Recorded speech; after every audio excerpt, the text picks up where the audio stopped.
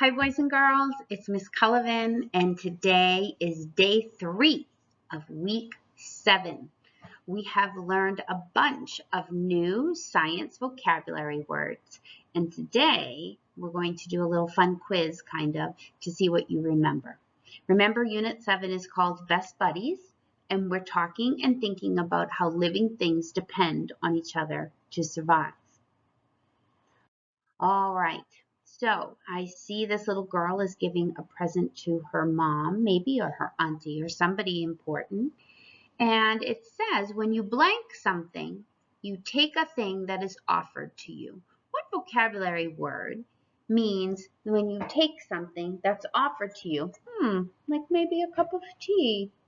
If I offer you a cup of tea and you want it, you accept. You accept something. When you accept it, that means you're taking it. They offered it to you and you took it. Next word, all the plants that grow in a certain area. There's this really big science word that refers to all the plants and vegetables that grow. What's that vocabulary word? Vegetation. Vegetation is all the plants that grow in an area. When something is absolutely needed, you can't do without it. Not that you want it, but you absolutely need it. It's what? Necessary. When something is necessary, it is absolutely needed. Next one. What do we call the people that are apart from you? The people that are over there, or the people in the other classroom, or the people in the other group? They are called others. The others are people who are apart from you. They're not part of your group. They're in another group. All right. When things are connected in science or in your family and there's some kind of connection, math facts sometimes are connected. They are related, right? And relate. When things relate to each other, there is a connection between them. Very good. Okay, this next vocabulary is the word for animals that are living in their natural environment. You might even say that they're living out in the wild. What do we call animals that live in their natural environment? Wildlife. That's right. Very good. Okay. This is your job or your purpose for what you're doing.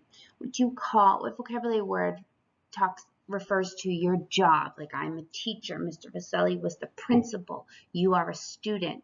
What is your job or your purpose is called your role. That's right. That's your job or your purpose for what you're doing. Next one. When you put things together, join them, link them, what word means the same as linking them or joining them together? Connect.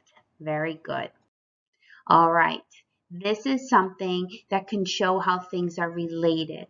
So a diagram or a picture that shows how things are all connected or linked together is called a chain. That's right. Oh, if something is blank, you care about it a lot. Maybe your new bicycle, your schoolwork, your homework, or a beautiful ring that someone gives you. If you care a lot about it, it's very important. Something that's important is something you care about a lot. Okay, boys and girls, I just want to talk a little bit more about past tense verbs. We talked about that yesterday. On Monday, we talked about present tense verbs. That's the action that's happening right now.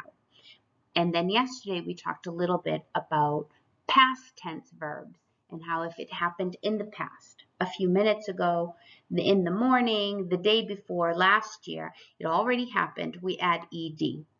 And for most words, that's all you have to do. Just add ed and you're okay. But there are some other words that have some special tricks or rules that you need when you're changing them. So if you have a little verb like the word, say, drag, I'm going to write drag for you in just a minute. Like, say the word drag, D-R-A-G.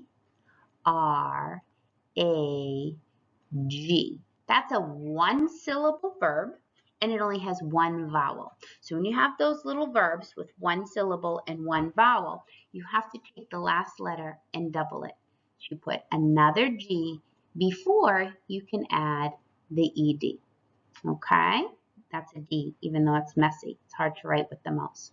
Now, if you have a verb that ends in the silent magic E, like the word like, and you want to make it past tense and add ED, well, you don't need to add another E. All you have to do is add the D because the E is already there. Okay? And finally, if you have a verb that ends in Y, like the word hurry, H-U-R-R-Y, you have to change the Y to an I before you can add the ED. We've talked about this before.